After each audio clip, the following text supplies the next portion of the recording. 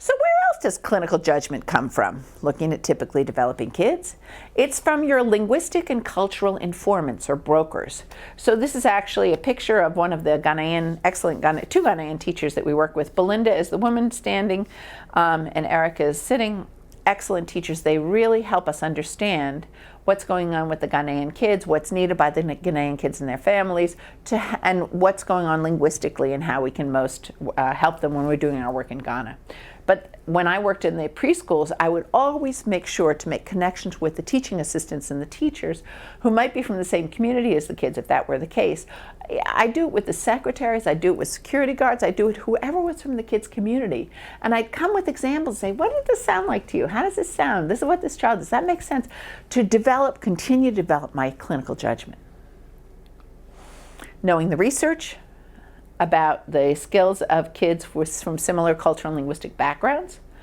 Most importantly, just so you know, moving away from standardized tests to determine disability is going to feel uncomfortable. You're going to go from feeling quite confident, oh, it's a 72, that's a 25% delay, to not knowing what the results are.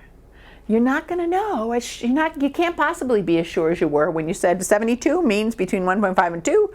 As a 68, oh, that's the 33% delay. Or worse, horror of horrors, oh, the child's functioning at 2 or 3 month level. And there's 4 years, 6 months, therefore he has a 33% delay. Or what they do, 42.7% delay. You got to move away from that.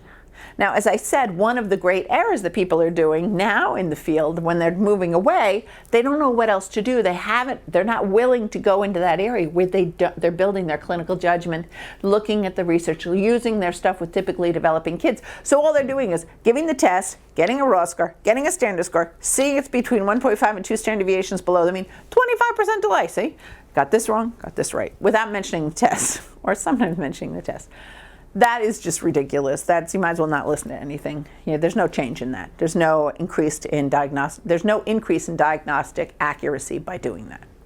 But you're moving towards a more accurate diagnosis. Remember, it takes time to develop. High quality informed clinical opinion takes time to develop. You always have to be working on it.